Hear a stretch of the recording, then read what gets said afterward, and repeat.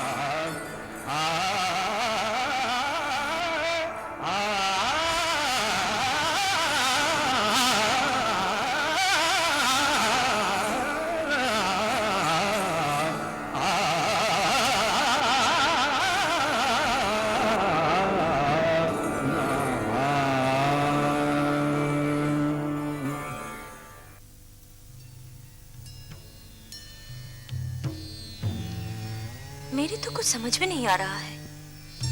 पिछले पत्र में भाभी ने लिखा था कि कूंद मिल गई है और अब वो अपने ही हाथों से उसकी शादी भैया से रचाएंगी। मैंने समझा था कि भाभी ने दुख में ऐसा लिख दिया होगा, मगर तुम्हारे पत्र के जवाब में भैया ने खुद ही ऐसा लिख दिया कि वो कुंद के बगैर नहीं जी सकते और कुंद से शादी करना कोई पाप नहीं है। हिंदू धर्म में विधवा विवाह की खिलाफत हो सकती है, मगर विद्यासागर जी के प्रबंध में विधवा विवाह का चलन शुरू कर दिया है। वो क्या खुद अपने आप को समाज समझने लगे हैं? मैं ऐसा नहीं होने दूंगी। क्या कर सकोगी तुम? मैं इस शादी को रोक कर रहूंगी। भैया के कदमों में अपनी जान दे दूंगी और कह दूंगी अपने घर की सुख चैन खुद न उजारे। मैं तो कोसती हूँ उस दिन को जब वो कुंद मिली थी उनको। तुम ये शादी नहीं रोक पाओगी कमल। जब इंसान ऐसे फैसले कर ले तो उसको रोकना बहुत मुश्किल है। जब अपने ही हाथों विष वृक्ष का बीज कोई अपने ही आंगन में रोप दे तो फल भी तो भोगना ही पड़ेगा। मुझे बहुत डर लग रहा है, पता नहीं वहां क्या हो रहा है। तुम जल्दी वहां जाने का बंदोबस्त करो, मैं भी चलूंगी और तुम भी चलोगे मेरे साथ। ठीक है। कैसी हो बिटिया? जी अच्छी हूँ। तुम्हारे वो कैसे हैं? वो भी अच्छा है। अच्छा। वो बाहर हैं, हाँ। उनके नाश्ते पानी का बंदोबस्त करो। तुम चिंता मत करो, मैं अभी सारी व्यवस्था करता हूँ।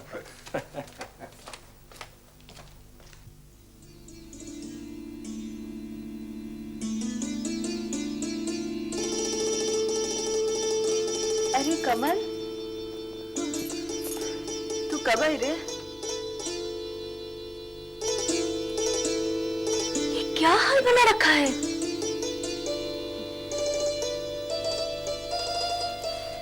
अपने दादा से मिली, देखा वो कितने खुश हैं। जब कुंज चली गई थी ना कमल, तो वो बहुत शराब पीने लगे थे, लेकिन अब सब बुराइयों से दूर हो गए हैं। अब कुंद आ गई है ना कमल। हाँ, अब शराब नहीं पीते। अब कुंद आ गई है ना कमल। अब सब बुराइयों से दूर हो गए कमल। भैया ने शादी कब की?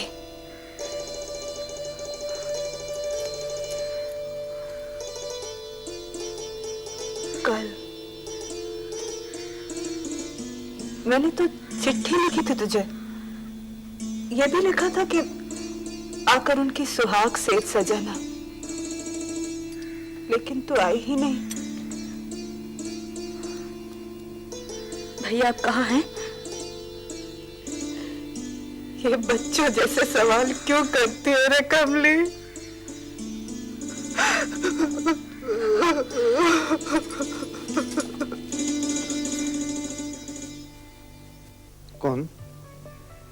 पाकर तो ऐसा लगता है कि जैसे मैंने जिंदगी पाली हो।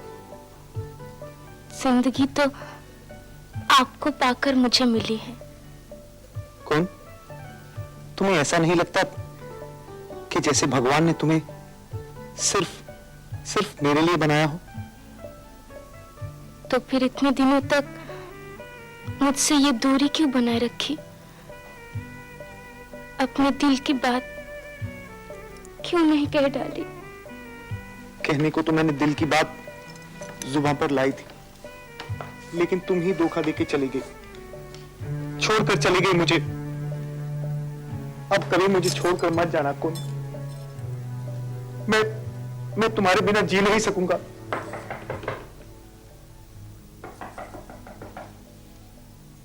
देखो कौन है।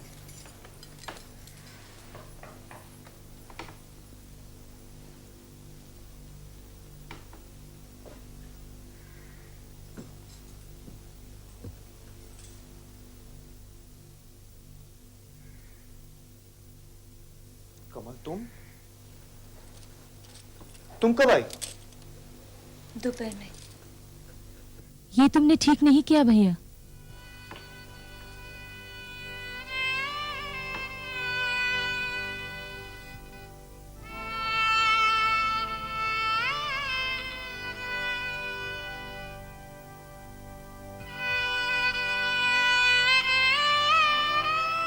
देखा ना अपने भैया को, कितने खुश हैं वो। उनकी खुशी में ही मेरी खुशी है कमल। उनके इस मुस्कुराते चेहरे को देखने के लिए कितना परेशान थी मैं। तो फिर दुख किस बात का है भाभी? शादी भी तुमने ही करवाई है अपनी मर्जी से। सुना है कुंद को अपने हाथों से सजाया है तुमने। अपना घर कोई इस तरह उजाड़ता है क्या? और जब खुद ही ऐसा किया है तो पछता क्यों रही हो? तू क्या अपनी मौत पे मुझे रोने भी नहीं देगी रहे? भाभी, भाभी ये क्या कह रही हो? तुमने कुछ उल्टा सीधा फैसला तो नहीं किया है? फैसला? कैसा फैसला? जरूर कोई ऐसी बात है जो तुम मुझसे छिपा रही हो। तुझसे क्या छिपाऊंगी? तू ही तो एक ऐसी है जिससे सब कुछ कह देती हूँ, जी भर कर हंसती हूँ और जी खोल कर रोती हूँ। तुझसे क्या छिपाना रे? अरे जिंदगी में अब कुछ बचा ही नहीं तो छिपाऊंगी क्या? बस उनको खुश देखने की इच्छा थी, सो देख लिया।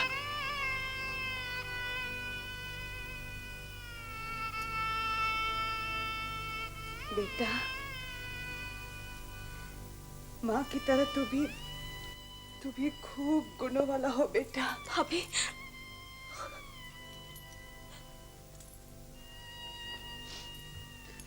इससे बड़ा आशीर्वाद मुझे नहीं मालूम कब मुझे नहीं।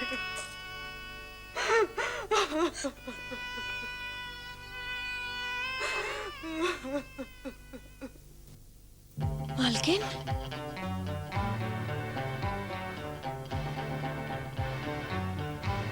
मालकिन,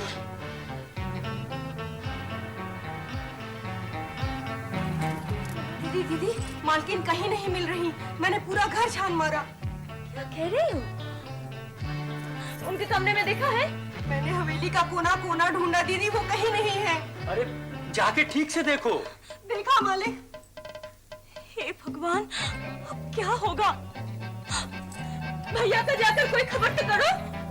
रुको, किसी को जाने की जरूरत नहीं, मैं खुद जा रहा हूं।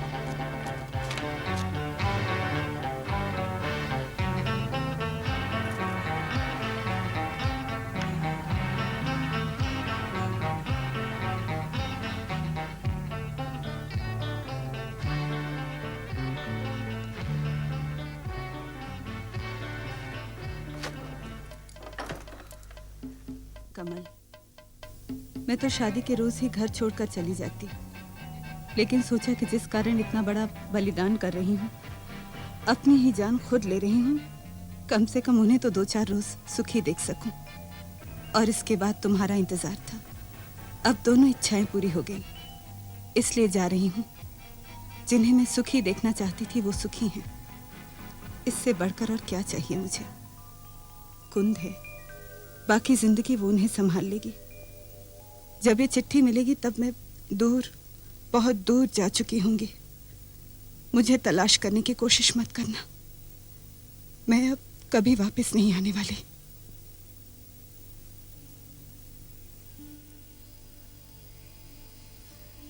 जाते जाते एक एहसान करना, उनसे कह देना मैं नाराज होकर नहीं जा रही हूं। आखिरी सांस तक उन्हें भूल पाना भी मुश्किल है।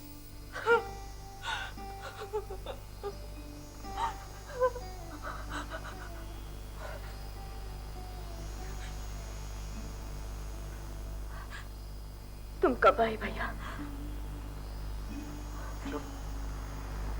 जब तुम ये चिट्ठी पढ़ रही थी। अब क्या होगा भैया? नहीं नहीं, लगता है भाभी नाराज होकर ही घर से निकल गई हैं। लेकिन आज तक तो कभी अकेले घर के बाहर निकली भी नहीं है। मेरे ख्याल से ज्यादा दूर तक नहीं गई होंगी।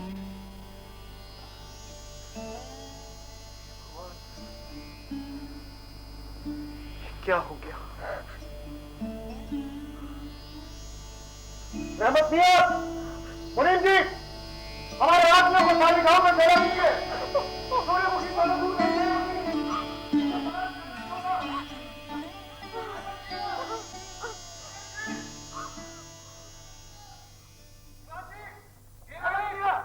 दीवाजी, हुजूर, चलिए जाकर अपनी मालकिन को ढूंढ के निकालिए। जो भी उसकी खबर पहले लाएगा मैं उसे इनाम दूंगा। चाहिए लोगों को ढूंढवाइए। सरदार, जल्दी से मालकिन को तलाश करो। यहाँ का चप्पा चप्पा छान मारो मालकिन को। ठीक है।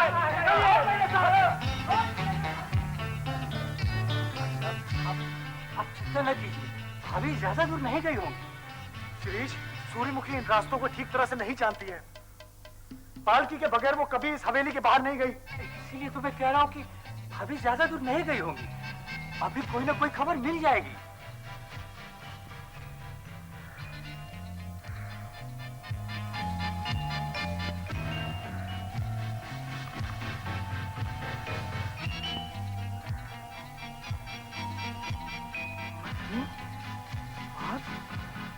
आप यहाँ? चलिए, घर चलिए। कैसा घर? कहाँ का घर? तू जा यहाँ से। मालकिन आप? मैंने कहा ना जा। चला जा। क्या करने आया है? मालकिन, अब जाइएगा नहीं। मैं अभी जाकर मालिक को बुला कर लाता हूँ। आप कहीं जाइएगा नहीं मालकिन। तू चला जा यहाँ से। बड़ा आया है बुलाने वाला। चल भाग यहाँ से। पूरा का पूरा गांव छान मारा, लेकिन सूर्यमुखी का कुछ पता नहीं चला। इतनी जल्दी भाभी गांव की सीमा से दूर नहीं गई होंगी। मालिक, सारा का सारा गांव देख डाला। आसपास के गांव में भी अपने आदमियों को भेजा है, मगर मालकिन का कहीं पता नहीं चला। क्या हुआ दीवान जी? अब आपको क्या बताएं मालिक, सब जगह तलाश किया मगर मालकिन का कहीं पता नहीं चला। भाभी ने तो चिट्ठी में लिख दिया है कि उन्हें तलाश ना किया जाए। नहीं कमल, ऐसा मत कहो। मेरी सूर्यमुखी को अगर कुछ हो गया तो मैं। मालिक, मालिक, मालिक! अरे क्या हो? मैंने मालकिन को देखा है। कहाँ देखा? मैंने उन्हें घर जाने के लिए भी कहा, मगर उन्होंने मुझे टाट कर भगा दिया। कहाँ देखा तुमने? और मुझे ले चलो। अब मेरे साथ चलिए, मैं आपको दिखाता हूँ। आइए, आइए मालिक, आइए।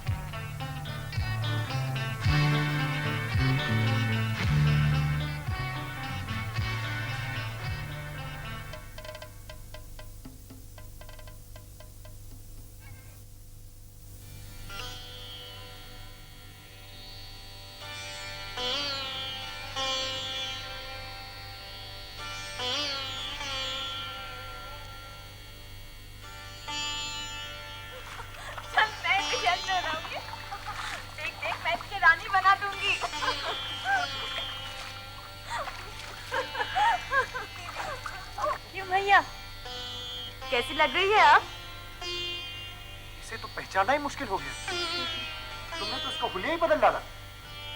कमल का पति घर आया है। दरवाजा खोलो। मेरा नहीं, तेरा पति आया है। जाकर दरवाजा खोल। तुम भी वैसे ही सोती हो जैसे वो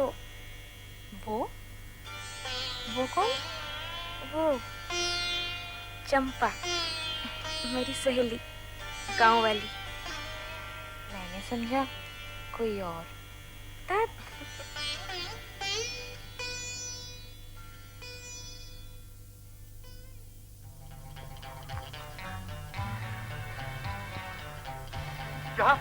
यहाँ तो कोई भी नहीं है। मालिक, मलकी नहीं थक कर बैठी थी।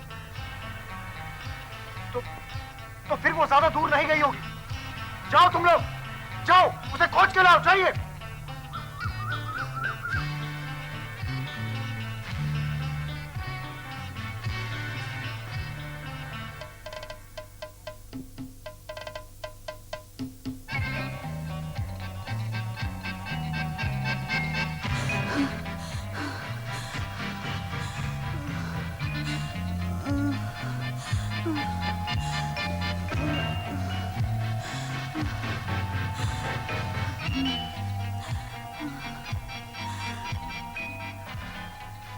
तो ठीक है कमल, तुम ठहर जाओ, मैं कल कलकत्ते चला जाऊंगा।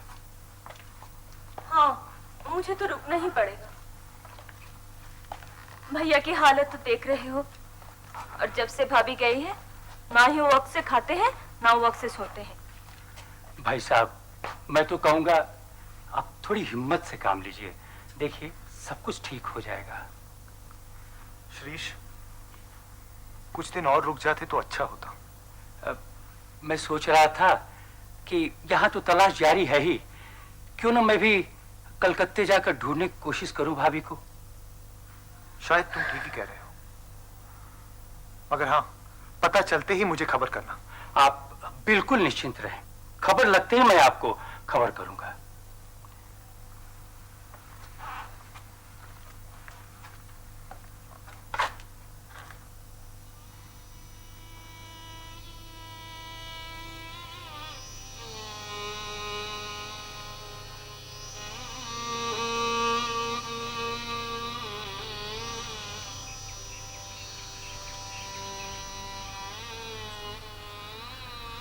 पानी, पानी।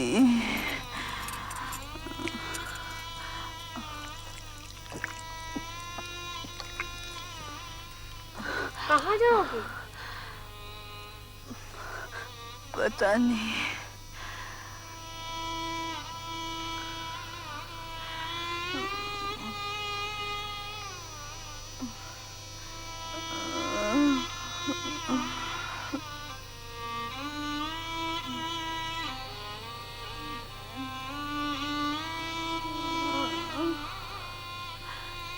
मेरे मित्र घोषाल, तुमने लिखा है कि मैंने जिंदगी की सबसे बड़ी भूल कुंद से शादी करके की है।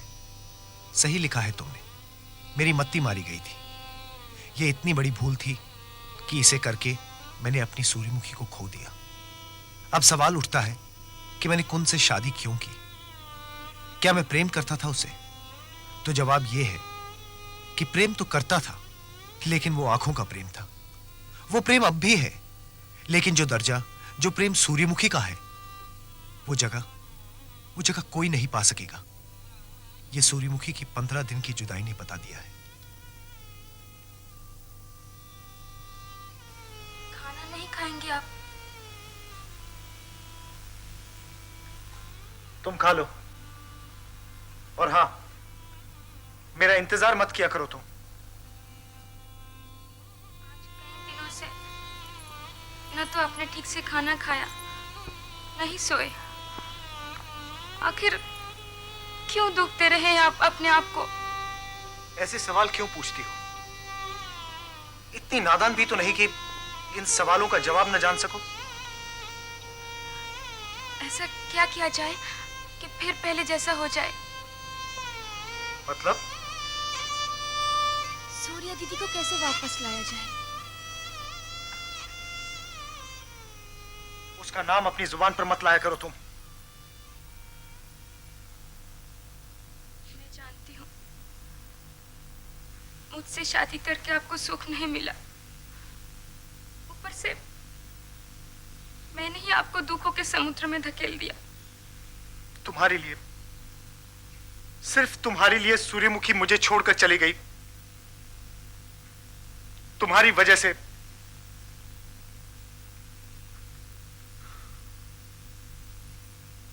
क्यों? चुप क्यों हो? बोलती क्यों नहीं? नाराज होगी मुझसे? नहीं तो। क्या तुम मुझसे प्यार नहीं करती? प्यार नहीं करती तो शादी क्यों करती? मैं जानता हूं ये सब मुझे समझाने के लिए किया जा रहा है। तुम मुझसे कभी प्यार नहीं करती थी। आप मेरा विश्वास कीजिए, मैं आपको अपनी जान से भी ज्यादा प्यार करती हूँ, इसीलिए तो आपको सुखी देखना चाहती हूँ। प्यार तुम क्या करोगी मुझसे? प्यार करती थी मेरी सूर्यमुखी।